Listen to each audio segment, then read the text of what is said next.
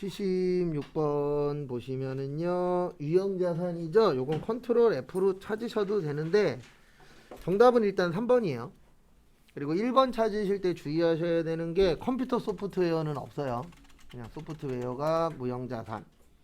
그 다음에 특허권, 광어권, 무형자산이에요. 그래서 정답은 3번입니다. 그래서 컨트롤 F로 찾으시면 구축물하고 건설 중인 자산이 있을 거예요. 그래서 그걸로 선택을 해주시면 되시고요. 그 다음에 또 다음 거 보시면 77번 현금 등가물이 지금은 현금성 자산입니다. 그래서 현금 및 현금성 자산은 통화 및 통화 대용 증권, 그 다음에 요금을 예금, 그 다음에 현금성 자산 취득 당시 만기가 3개월. 그래서 거기 보시면은요, 정답은 2번입니다. 1년 아니죠. 그 다음에 78번은 요거는 기억력으로 좀 푸셔야 돼요. 일단 정답은 4번이에요. 왜냐면 위탁 판매는 수탁자가 팔아야 판매되는 거거든요. 그래서 위탁 판매라는 게 부탁해서 파는 겁니다. 그래서 다른 사람들한테 부탁해서 파는 건데 그 부탁받은 사람을 수탁자라 그래요. 그래서 수탁자가 팔아야만 매출로 인정이 됩니다. 그거 참고하시고. 그래서 이런 거 은근 잘 나와요. 수익인식 기준. 예. 근데 이거는 이제 회계 쪽에도 나오긴 하는데 저쪽에도 나옵니다. 어느 쪽에도 나오냐면 세무 쪽에도 나와요. 그거 참고하시고. 다음에 또 다음 거 보시면은요. 79번. 자본화 대상 금융비용에다 밑줄 치세요. 요걸 자본화 대상 금융비용이라고 나올 때도 있고, 이것도 좀 통일 좀 시켜줬으면 좋겠는데 건설자금 이자라고 나올 때도 있어요. 같은 말이에요. 그래서 금융비용 그러면 이자 얘기하는 겁니다. 그래서 자본화 대상 금융비용이나 건설자금 이자가 딴 게 아니고요. 우리 건물 지으려면 돈 많이 들잖아요. 그래서 그 건물을 지으려면은 뭐가 있으셔야 돼요? 돈이 있으셔야 되죠. 근데 돈이 없으니까 대부분 뭐 받을 거예요? 대출 받아요. 그거에 대해서 이제 이자 계산을 해야 되는데 일단 일반적으로 기간이 1년 넘어야 되고요. 자산 처리하라고 되어 있습니다. 그래서 정답 4번이에요. 단기 차익금. 왜냐면 단기면 1년 이내잖아요. 근데 일반적으로 집 짓는데 뭐 1년 이내에 짓는 데들도 있긴 있지만 원래는 1년 넘어야 정상인 겁니다. 뭐 공법이 어쩌고 저쩌고 그러는데 결론적으로는 빨리 짓고 빨리 팔아서 돈 아끼려고 그러는 거예요. 왜냐면 빨리 지으면 인건비 덜 나가죠. 이자 덜 나가죠. 나가는 돈들이 억수로 많잖아요. 그래서 그런 걸 줄이기 위해서 빨리빨리 짓는 겁니다. 그래서 오히려 튼튼한 건 이건 제 개인적인 생각이기는 해요. 뭐 이게 100%는 아니겠지만 솔직히 옛날 집이 더 튼튼한 것 같아요. 튼튼한 거는. 뭐 안에 내장재야 뭐 당연히 지금 게 더 좋긴 하겠지만 전체적으로 튼튼한 건 오히려 옛날 게 더 튼튼해요. 그 다음에 80번 저기에다가 밑줄 좀 쳐주세요. 구건물 철거. 그래서 우리 건물이 있는 토지 구입하고요. 건물이 있는 토지 구입 후 건물 철거 비용은 토지의 부대 비용 처리합니다. 그래서 어쨌든 저쨌든 1번 맞아요. 그 다음에 토지의 구입대금 맞고 토지 등기비 및 취득세 맞습니다. 정답은 4번이에요. 신건물 공사비는 이걸로 처리하는 겁니다. 미완성됐을 때는 건설 중인 자산이고요. 완성돼야 뭘로 쓰는 거예요? 건물로 쓰는 거예요. 그래서 건설 중인 자산과 건물의 차이는 딴 거 없고요. 완성됐냐? 완성 안 됐냐? 그 차이입니다.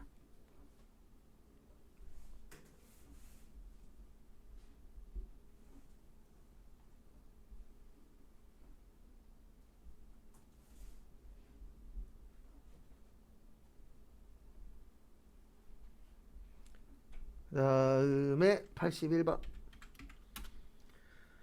선입선출법과 평균법의 완성품 환산량입니다. 우리 선입선출법의 왜 이래?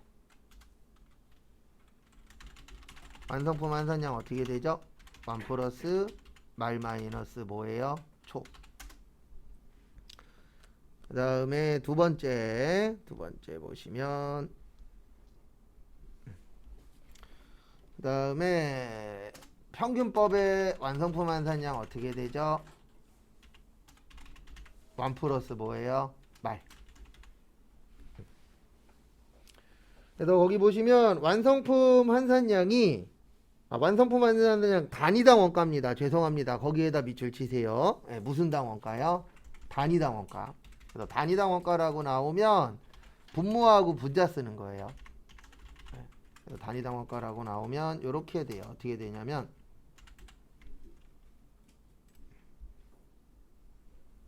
1 플러스 말 마이너스 초분의 뭐요? 당. 그 다음에 평균법의 단위당 원가는 단위당 원가라고 나오면 분모하고 분자 쓰는 거예요. 그래서 1 플러스 말분의 초 플러스 뭐요? 당. 그래서 여기에서 물어본 거는 지금 뭐 물어봤죠? 두 개가 뭐 할 때? 같아지려면 뭐가 없어져야 되느냐? 그거 물어봤죠. 그래서 앞에 보세요. 앞에 보시면 컴퓨터야 말을 좀 들어라. 느려 터져갖고 하여튼가. 그냥 공식 적고 여기에 있는 초 있죠. 네, 초를 지우면 초 두 개 있잖아요. 그거를 지우면 공식이 어때요? 똑같아요. 그래서 기초제공품이 없으면 됩니다. 누가 없으면 된다고요? 기초제공품. 그래서 정답은 몇 번이세요? 2번이에요. 한번 해보세요. 뭐 해보시냐면 초를 지워보세요. 양쪽 다. 그러면 공식이 어떻게 돼요? 똑같이 됩니다. 그래서 정답은 몇 번이 되세요? 2번. 그 다음에 82번 저기에다 밑줄 치세요. 무슨 회계라고 되어 있죠? 원가회계. 우리 원가회계 주된 목적은 뭐라 그랬어요? 내부 정보 이용자에게 무슨 제공? 정보 제공. 이게 원가액입니다. 그래서 정답은 몇 번이냐면 4번이에요. 회계 원칙 기준이 없다 그랬죠. 원가회계가 관리회계의 일종인데 관리회계의 특징은 내부에서 볼 거기 때문에 원리 원칙이 없다예요. 있다가 아니고 없다 라고 봐주시면 됩니다. 그래서 참고하세요.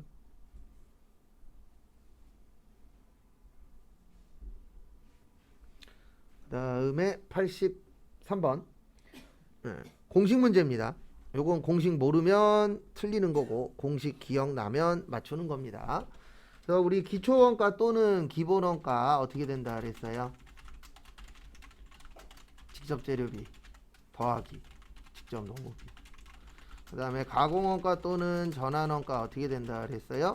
직접 노무비 더하기 제조 간접비. 그래도 공식 문제들은 무조건 공식 적고 시작하세요. 그래도 공식이 기억나면 맞추는 거고 공식이 기억 안 나면 못 맞추는 거고 찍는 거고 그렇게 이제 나눌 수 있죠. 그래서 거기 보시면 가공원가는 직접 노무원가랑 제조간접원가 정답 1번 끝. 그 다음에 84번 그래도 공식 관련된 거는 공식 못 외웠으면 다시 숙지 하시면 됩니다. 아직 시간이 있잖아요. 내일 시험 아니니까. 그 다음에 또 다음 거 보도록 하겠습니다. 84번은 제조간접비가 얼마 있대요? 5,000원 있대요. 그 다음에 직접 재료비가 얼마 있대요? 10,000원 있대요. 직접 노무비가 5,000원 있대요. 라고 거기 적혀 있습니다. 제가 지금 한 거는 딴 거 없어요. 그냥 거기에 있는 거 적기만 한 겁니다. 그 다음에 이제 그걸 보고 할 건데요. 다음 작업을. 그래서 앞에 보시면 노무비를 기준으로 한대요. 뭐를 기준으로 한대요? 노무비. 그러면 뒤에 페이지 보시면 지금 간접비도 5,000원이죠. 맞죠? 그 다음에 노무비도 얼마죠? 5,000원이죠. 그러면 몇 프로예요? 100%예요. 뭐의 100%예요? 노무비의 100%. 그래서 정답은 몇 번이 되세요? 1번. 이거 그냥 산수시험, 국어시험입니다. 예, 저는 이걸 보고 회계시험 문제라고 하진 않아요. 왜냐면 말장난 문제라. 그리고 모르겠으면 찍을 때 찍더라도 지문에 있는 거 놓고 찍으세요. 지금 물어본 게 노무비 물어봤잖아요. 그러면 노무비의 몇 프로? 그래서 1번 아니면 몇 번 찍어야 돼요? 찍을 때 찍더라도 1번 아니면 2번. 그래서 조금이라도 고민을 좀 해보시면 예, 조금 확률은 올라가긴 합니다. 뭐 100은 아니긴 하지만. 그 다음에 85번 또 나왔죠? 개별 비싸, 종합은 싸.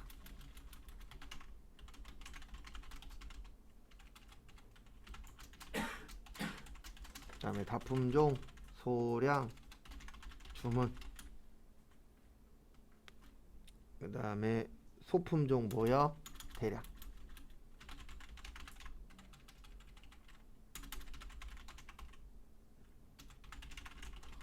그 다음에 작업, 제조, 원가. 그 다음에 공정하고 뭐요? 완성품, 환산량.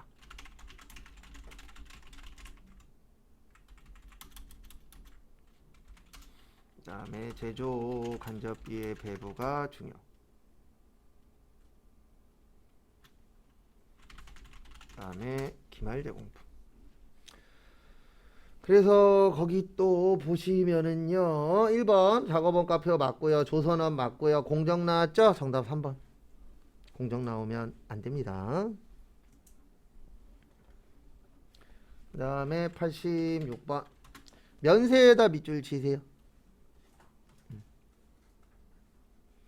우리 면세가 되려면 일단 면세는 불완전 면세제도라고 하고요. 왜 불완전 면세제도라고 하냐면 환급이 불가능하고요. 그 다음에 대부분 기초생활 필수품이고요. 그 다음에 주로 저소득층하고 연관이 있는 거예요. 그러니까 많이 버시는 분들이 사는 거 말고 적게 버시는 분들이 사야 되는 거.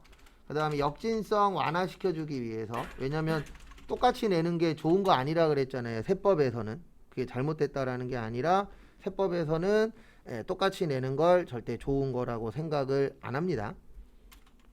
그 다음에 계산서 나와야 면세예요. 그래서 요걸 가지고 이제 문제 보시면 1번 우리 병원 가야 되죠. 그 다음에 요건 외우라 그랬어요. 토지의 공급은 과세입니다. 근데 토지의 임대는 면세예요. 그래서 그거는 잘 숙지를 해주시고요. 그건 숙지를 좀 해주시고, 그 다음에 또 다음 거 보시면은요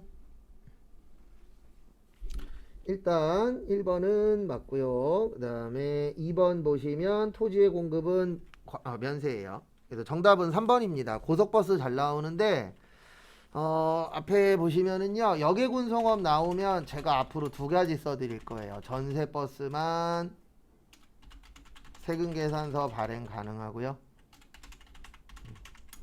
그 다음에 저기 뭐냐, 고속버스에서 일반 버스만 면세요.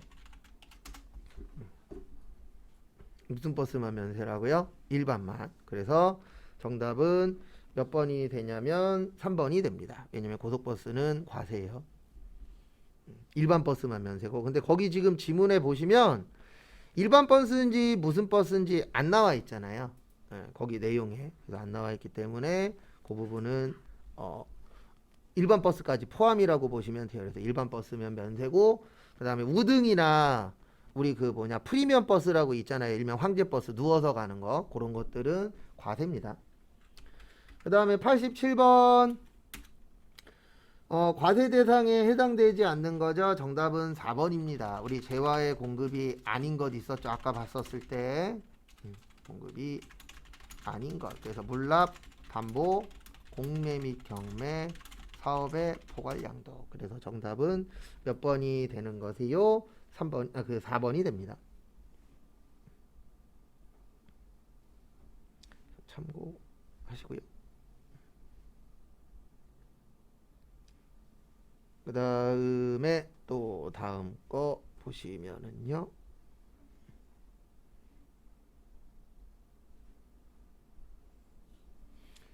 88번 의제 매입세 이거 외우라 그랬죠. 요거는 좀 어느 정도 암기가 되어 계셔야 돼요. 그래서 살 때는 면세의 원재료 요거를 가공을 해서 팔 때는 과세.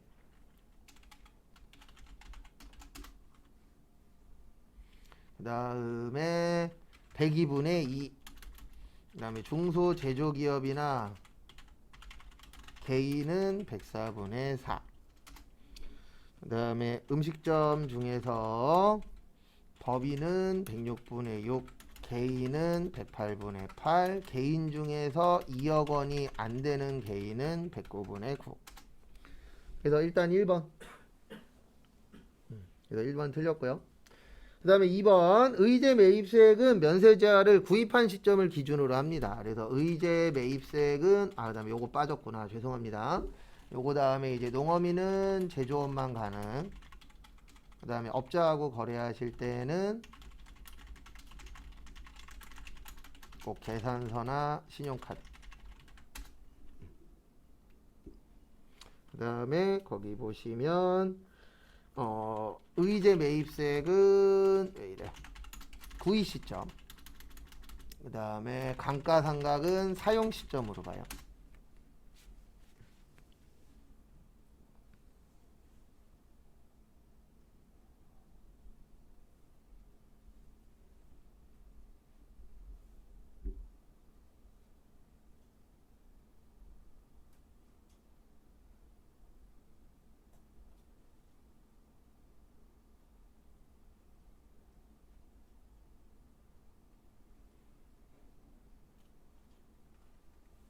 그 다음에 그래서 정답은 1번입니다. 103분의 3은 없어요. 그 다음에 89번 부동산 임대소득이 아닌 거 정답 3번 지상권에 돼요. 그리고 헷갈리시면 근데 이거 100은 아니에요. 100은 아닌데 대부분 끝에가 권으로 끝나면 기타 소득인 것들이 많아요. 그래서 4번은 아닙니다. 광업권자가 채굴에 관한 권리잖아요. 채굴이라는 게 땅 파는 거죠. 그래서 요거에 대한 권리는 부동산 임대소득이 맞아요. 왜냐면 땅이라는 것 자체가 그 부동산이잖아요. 그래서 우리가 부동산 그러면 대표적으로 토지하고 건물 두 가지라고 봐주시면 되세요. 그래서 그 부분 참고해 주시고요. 그 다음에 90번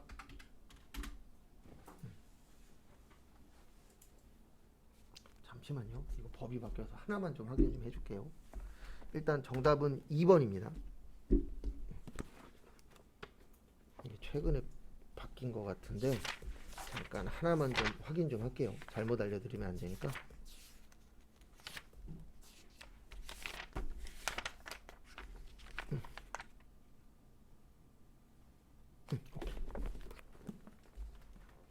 그래서 1번 보시면 우리 70세 이상 있죠. 70세 이상은 100만원 맞아요. 그 다음에 2번에 보시면 장애인은 200만원입니다. 그래서 정답은 2번이고요. 3번도 틀렸어요. 왜냐하면 3번 없어졌어요. 그래서 정답은 2번, 3번입니다. 이렇게 나오면.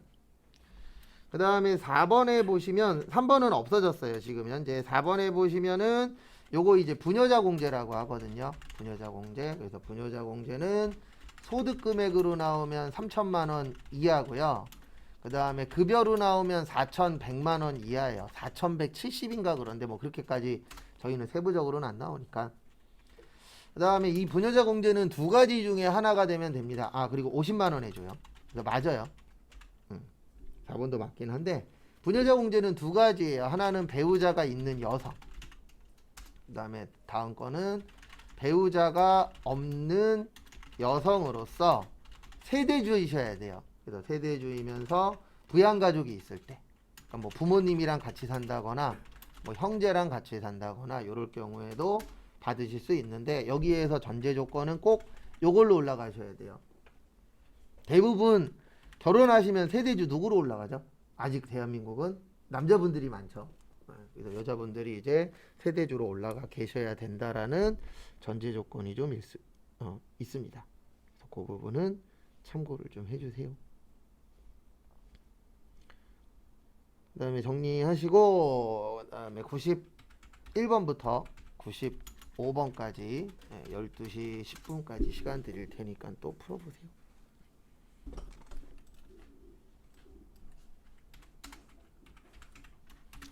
그 91번 회계 공준이라고 되어 있죠. 이게 이제 기준이라고도 하고 공준이라고도 하는데, 대표적인 게 이제 계속기업, 그 다음에 검증 가능성, 그 다음에 기업 실체, 그 다음에 뭐 비교 가능성, 이런 것들이 있습니다. 정답은 4번에 화폐 단위 측정이에요.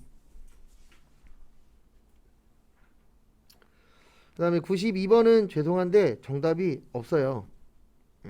정답이 없어서 강제로 좀 만들게요. 1번에 재고자산 평가 손실을 재고자산 감모 손실로 고쳐주세요. 그래서 이렇게 되는 겁니다. 이거 분개하면 어떻게 하냐면, 이거 분개 문제도 나와요. 그래서 재고자산 감모 손실, 감모라는 게 없어진 거거든요. 그래서 50개 없어졌잖아요. 그 다음에 50개에 1,000원이면 5만원 나와요. 그 다음에 상품 없어졌죠. 근데 이거 분개 문제로 나오면 적요 8번이에요. 타계정 대체. 왜냐면 타계정 대체는 재고자산을 팔았을 때요, 판매 이외 목적으로 썼을 때요, 판매 이외 목적으로 사용했을 때. 그래서 정답은 몇 번이 되냐면 1번을 만들게요. 그냥 요거 분개 아마 시험 볼 때까지 한두 번 정도 더 볼 겁니다. 엄청나게 많이 나오는 분개는 아니에요.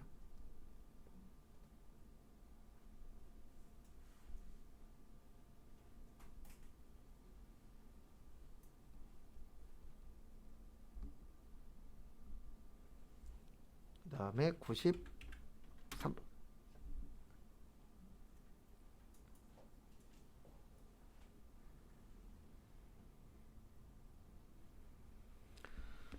그래서 93번 보시면, 다음은 현금과 예금을 재무제표에 공시하는 것과 관련된 사항이다. 올바르지 않은 것은 현금과 요구불 예금이 현금 등가물은 현금이 현금 등가물이라고 되어 있는데, 지금은 현금 및 현금성 자산입니다. 일단 맞아요. 1번은.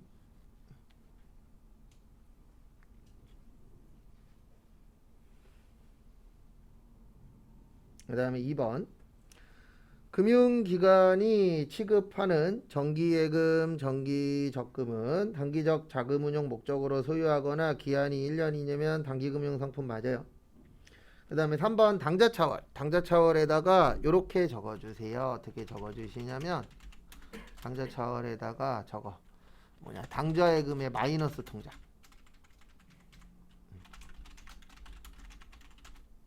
그래서 당좌예금 마이너스 통장을 당좌차월이라고 해요.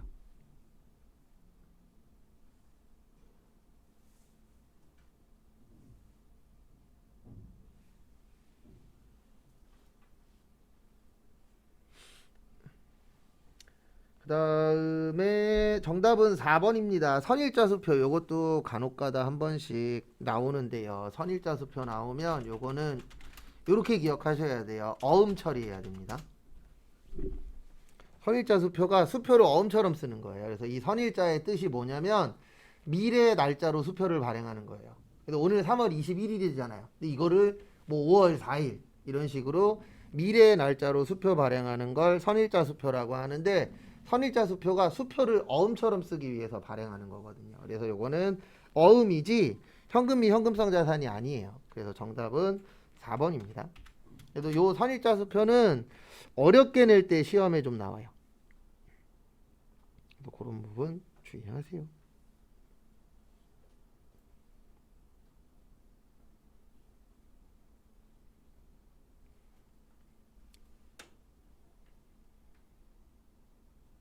그 다음에 94번 사채. 그래서 사채 그러면 두 가지 기억하셔야 됩니다. 근데 이 두 가지 이외에 나오면 솔직히 쉽진 않아요. 왜냐면 저희가 거기까지는 안 볼 거니까. 그래서 사채 발행은 액면이자율 기준이고요. 액면이자율이 크면 할증, 작으면 할인 발행. 그러니까 이게 무슨 뜻이냐면, 크단 얘기는 이자를 많이 주겠다는 얘기예요. 그러면 이자 많이 주면 살 사람은 많을까요? 적을까요? 많겠죠. 네. 살 사람 많으니까 어떻게 팔아도 된다? 비싸게 팔아도 된다. 그 다음에 작단 얘기는 이자를 조금 주겠다는 얘기예요. 그러면 이자 조금 주면 살 사람은 많다, 적다? 적다. 살 사람 적으면 싸게 팔면 돼요. 그래서 이거를 수요와 공급의 법칙이라고 하죠. 그래서 참고하시고요. 그 다음에 사채 상각. 그래서 사채 상각은 유효 이자율법을 쓰고요. 상각액은 할증 발행이나 할인 발행 모두 뭐한다? 증가한다. 이것도 잘 기억해 주세요. 그래서 정답 2번입니다. 사채에 상각 나오면 무조건 증가해야 돼요.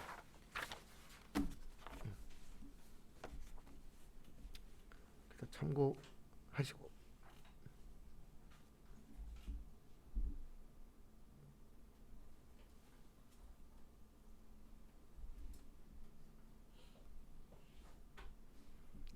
그 다음에 다음 것도 보시면은요.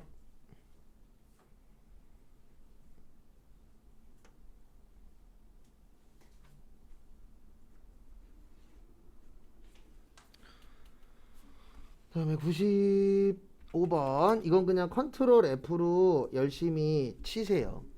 아니면 여기 잠깐만 봐주세요. 컨트롤 F로 치셔도 되고 아니면은 여기 왼쪽에 보시면 자본 조정이라고 있어요. 얘 누르면 일로 가거든요. 바로. 그럼 여기부터 여기까지예요. 그래서 3번에 주식 할인 발행 차금. 그 다음에 1번에 자기 주식. 그 다음에 여기 자기 주식 처분 손실. 그래서 정답 몇 번이요? 4번. 이게 4번인데 여기에 전기요리 치시면 여기 떠요. 이익잉여금에 여기 전기요리 수정 손실이 있잖아요. 그래서 정답은 4번인데 우리가 알아야 될 건 뭐냐면 오류에는 두 가지가 있어요. 중대한 오류가 있고 이건 분계 문제로 나옵니다. 그래서 중대한 오류가 있고 중대하지 않은 오류가 있어요. 잘 내는 편은 아니에요. 심하면 한 5년에 한 번 정도. 그래서 중대한 오류면은 300번대 전기오류 수정손익이고요. 중대하지 않으면 900번대 전기오류 수정손익이에요. 그래서 제가 잠깐 보여드리면 앞에 잠깐 봐보세요. 우리 분계한 다음에 프로그램에 넣어야 되잖아요. 그래서 프로그램에 넣을 때 여기에다가 전기오류라고 치면 이렇게 3하고 9가 떠요.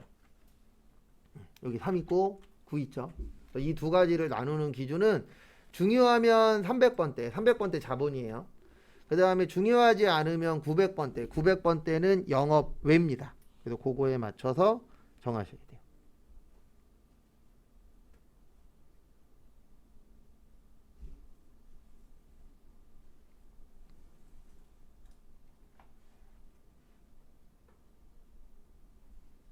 그 부분 참고해 주세요.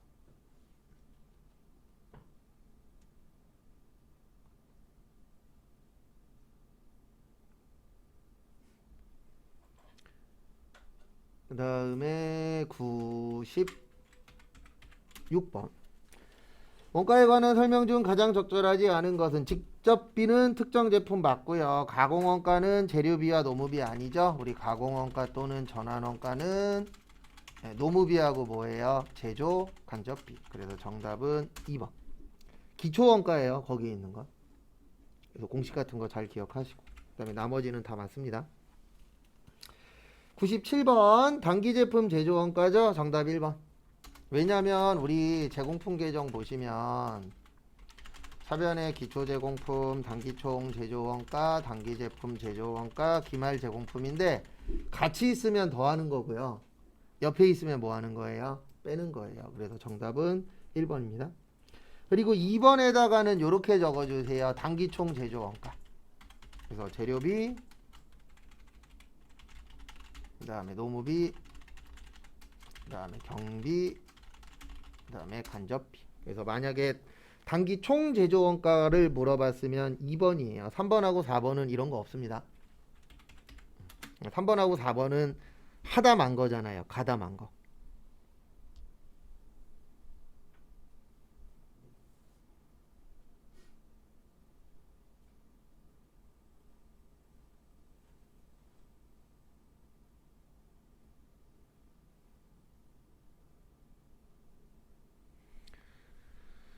그 다음에 98번 평균법의 완성품 한산량인데 저기에다 밑줄 치세요. 단위당. 평균법의 단위당 원가 물어보면 이렇게 되는 거예요. 완 플러스 말분의 초 플러스 당인데 제가 하나만 좀 알려드릴게요. 밑에는 수량이에요. 그래서 우리 완성품 한산량 그러면 밑에 쓰잖아요. 위에는 원가예요. 돈. 그래서 우리 분모하고 분자로 나눠지잖아요. 그래서 분모는 수량, 분자는 원가.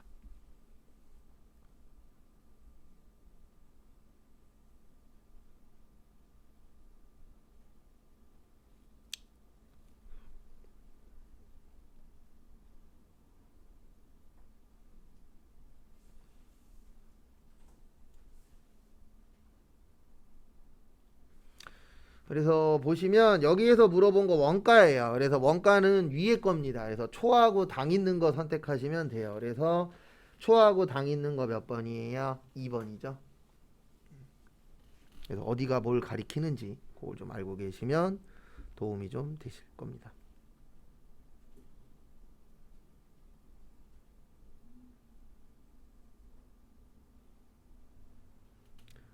그 다음에 99번 또 나왔죠?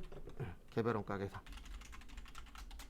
그리고 얘는 항상 기억하실 때 종합하고 같이 기억하셔야 돼요. 왜냐면 이 두 가지는 세트예요. 다품종, 소량, 주문. 그 다음에 소품종, 대량.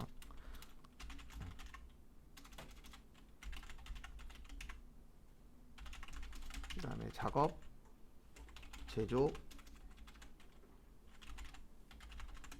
그 다음에 원가표,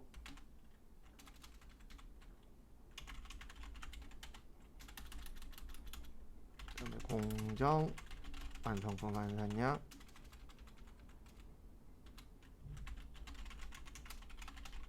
제조 간접기의 배부가 중요.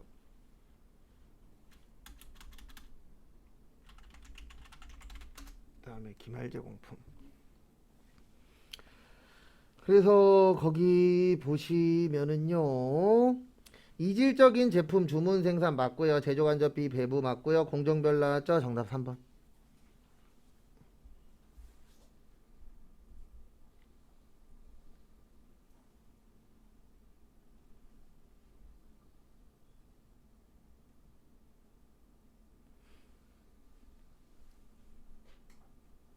그 다음에 또 다음 거 보시면 100번 제품 원가 계산을 정확하게 할 수 있는 방법이라고 보기 어려운 것은 원가가 정확하려면 직접이 많아야 돼요.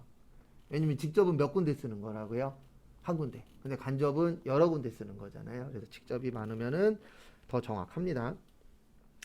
자, 1번 직접 노무 원가의 비준을 증가시킨다 맞고요. 제조 간접비 배부 기준은 항상 인과관계가 큰 것을 적용합니다. 그 다음에 정답은 3번이에요. 직접은 감소시키면 안 돼요. 직접이 늘어나야 돼요. 왜냐면 직접은 혼자 쓴 거고요. 간접은 같이 쓴 거예요. 그러면 우리가 원가 계산할 때 같이 쓴 게 정확해요? 혼자 쓴 게 정확해요? 혼자 쓴 게 정확하잖아요. 왜냐면 같이 쓴 거는 나눠야 되는데 우리가 배부라는 걸 완벽히 할 수도 있지만 조금 차이가 나게끔 할 수도 있잖아요. 그래서 우리 보면은 내가 만약에 빵 하나가 있어. 근데 친구 2명한테 나눠줘야 돼. 정확하게 반 잘려요? 아니죠. 약간씩 차이가 날 수도 있잖아요. 그래서 간접비라는 게 단점이 뭐냐면 아무리 정확하게 배부한다라고 해도 약간의 오차가 날 수도 있고요. 그 다음에 이거에 대해서 배부하는 거에 대해서 마음에 안 들어하는 사람들도 있어요, 없어요? 있어요. 그래서 싸움 나는 게 대부분 보면은 이런 것 때문에 싸움 나는 거예요. 대부분 사람이 인정하는데 이런 사람 있잖아요. 100명 중에 99명 인정하는데 한 명이 아니야. 이런 사람들도 있어요, 없어요? 있죠. 그런 것 때문에 싸움 날 수도 있거든요. 근데 항상 문제는 저기 서로 오픈을 안 해서 그래요. 서로 오픈하고 대화하면 해결되는데 서로 이제 대부분 보면은 꼭 숨기려고 하시는 분들이 있잖아요. 그래서 정답은 3번입니다. 그리고 우리가 나눌 때 가장 좋은 방법은 인과관계예요. 그래서 원인이 있으면 뭐가 있다? 결과가 있다. 그걸 뭐라 그래요? 인과관계라고 하죠.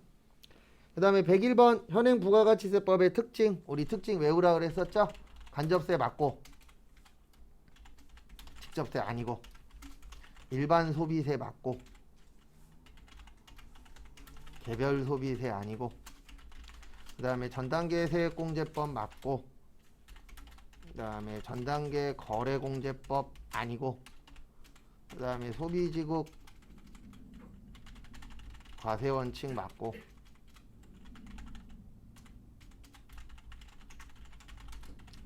생산지국 과세원칙 아니고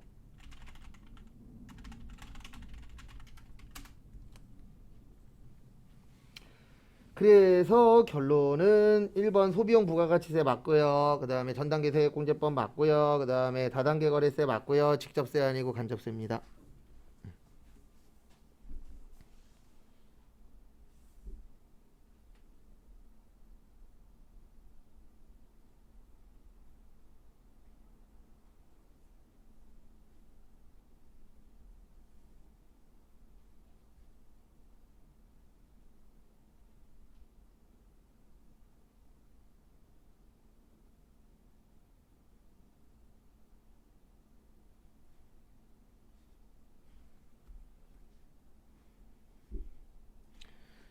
다음에 102번 보시면은요.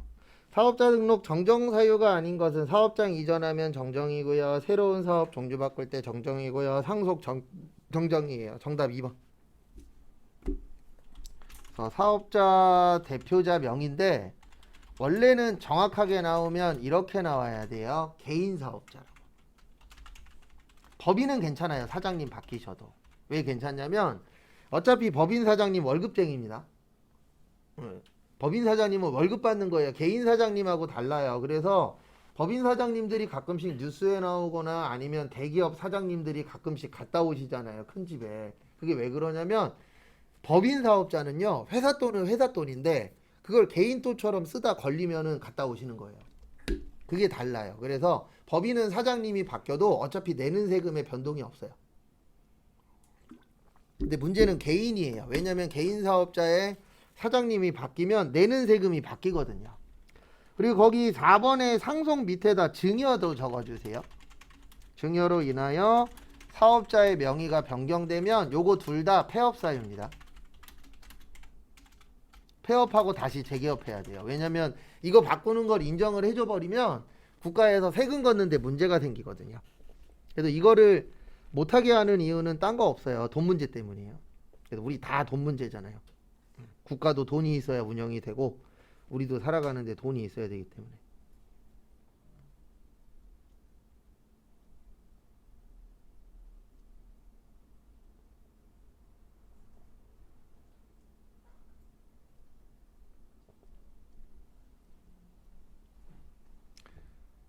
그 다음에 103번. 그래서 정답은 여기는 2번입니다. 근데 증여 나오면 증여도 안 돼요. 그 다음에 103번 보시면 주택의 임대 용역은 부가가치세법상 과세 대상이 아닙니다. 그래서 건물의 임대 시 주택 부분의 면적과 사업용 건물 부분의 면적이 같은 경우. 그래서 앞에 보시면 주택 면적이 요 사업용 건물이라는 게 상가예요. 요 면적보다 크면 전부를 주택으로 봐요. 근데 주택 면적이 사업용 건물 면적보다 작거나 같으면 요때는 주택만 주택으로 봅니다. 근데 이게 왜 중요하냐면 다른 것 때문에 중요한 게 아니고요. 주택은 면세거든요. 근데 사업용 건물은 과세예요. 그러면 세금을 내야 되는 사람 입장에선 주택으로 인정받는 게 좋아요? 건물로 인정받는 게 좋아요? 주택이 좋거든요. 그래서 이런 거를 왜 만들어 놨냐면 결론은 하나예요. 이제 앞으로는 어떻게 될런지는 모르겠지만 현재까지는 국가에서 이렇게 보는 거예요. 어떻게 보냐면 집이 부족해. 그러니까 많이 지으면 집값은 뭐 할 거야? 떨어질 거야. 수요와 공급의 법칙에 의해서. 근데 이게 안 맞는 이유는 하나예요. 뭐가 안 맞냐면 지역 문제가 걸려 있어요. 지방 저기 변두리에다가 100만 호 지으면 뭐예요? 아무도 안 가는데. 막말로. 근데 어쨌든 많이 지으면 집이 많으면 집값은 떨어지는 거는 틀린 말은 아니잖아요. 그래서 지금 집값이 올해 또 떨어질 거라고 예측하는 이유 중에 하나가 저것 때문에 많이 나오잖아요. 올해 집 많이 짓고 있잖아요. 근데 문제는 이자율 올라가고 있죠? 경기 침체되고 있죠? 그러면 그 돈을 누가 쓸 거냐가 걸리는 거죠. 지금까지 집값이 올라갔었던 가장 큰 이유 중에 하나는 이자라도 쌌잖아요. 이자 저렴했잖아요. 근데 지금은 이자도 올라갔죠. 그 다음에 코로나 때보다 경기 더 안 좋아지고 있죠. 이제 IMF는 잽도 안 돼요. IMF 때 힘든 거는 이제 뭐 옛날 얘기가 돼버렸고, 최근에 코로나 때문에 힘들었었잖아요. 근데 코로나 어느 정도 풀렸는데도 코로나 때보다 더 힘드니까. 그래서 아마 제 장담하는데 이거는 뭐 다른 분들도 다들 예측하시겠지만 식당들 엄청 망할 겁니다. 엄청 망하고 또 엄청 생길 거예요. 원래 망하고 생기고가 계속 왔다 갔다 하는 거니까. 그래서 정답은 몇 번이냐면 주택만 주택으로 보는 겁니다. 그래서 정답은 1번이세요. 주택 부분의 면적만 주택으로 본다. 그래서 이런 걸 왜 만들어 놨냐면 결론적으로는 집 짓는 사람들한테 국가에서 너네 집을 더 많이 지어. 그래서 이런 건물들 있잖아요. 1층은 상가인데 2층, 3층, 4층은 집이야. 이런 것들이 있어요, 없어요? 있죠. 그렇게 짓는 이유 중에 하나가 뭐냐면 내가 만약에 임대사업자야. 그러면 집을 더 많이 지으면 다 면세로 해주는 거예요. 그러면 생각을 해보십시오. 100만 원짜리가 잘 나가요? 110만 원짜리가 잘 나가요? 똑같다라면. 당연히 100만 원짜리가 더 잘 나가잖아요. 왜요? 가격이 싸니까. 그래서 부가세만 없어도 10% 싸게 팔 수 있죠. 싸게 임대할 수 있죠. 그 다음에 104번 저기에다 밑줄 치세요. 원천징수. 원천징수라는 게 뭐냐면 돈 주고 받으면서 세금 떼는 거예요. 돈 주고 받을 때 세금을 제외하는 것. 요거를 원천징수라고 표현합니다. 그래서 정답은 3번이에요. 그래서 우리 이자 받을 때 이자 세금 떼고 갑종근로소득에서 갑종 지우세요. 갑종이란 말 없어졌어요. 옛날엔 있었는데. 예전엔 있었는데 지금은 갑종이라는 말 안 씁니다. 그거 참고하시고. 그 다음에 부동산 임대소득. 부동산 임대소득이 월세 주는 거거든요. 그러면 우리 월세 줄 때 세금 띄고 줘요? 그냥 다 줘요? 50만 원이야. 50만 원 다 주잖아요. 세금 안 띄고. 그래서 몇 번이요? 3번. 그 다음에 퇴직금 받으실 때에 국가에서 뭐 띄고 주죠? 퇴직금 띄고 줍니다. 그래서 정답은 몇 번이 되세요? 3번이 되세요. 그래서 우리 월세는 세금 안 띄고 주죠. 그 다음에 105페이지 정답은 일단 1번이거든요. 교재는 478페이지 피세요. 그리고 교재 꼭 올려놓으세요. 자리 위에다가. 그래서 478페이지 보시면 거기에 순서 있는데 순서를 다 기억할 수는 없어요. 그래서 요 정도는 알고 계셔야 문제 푸시는데 좀 도움이 됩니다. 그래서 정답은 몇 번이세요? 1번이세요. 그거 참고하시고. 그 다음에 죄송한데 잠깐만 쉬었다가 진행할게요. 지금 38분인데 45분까지만 쉬고 그 다음에 그거 풀 시간 드리고 맞추고 마무리할 겁니다. 그리고 내일 오실 때는 요거는 놓고 오셔도 되고 어저께 드릴 때 제가 2개 드렸었죠. 거기에 분개 있어요. 내일 오실 때는 그 분개 꼭 가지고 오시고요. 혹시 안 가져오셨으면 얘기하세요. 내일. 그러면 제가 따로 또 복사해 드릴게요. 잠깐 쉬었다가 보도록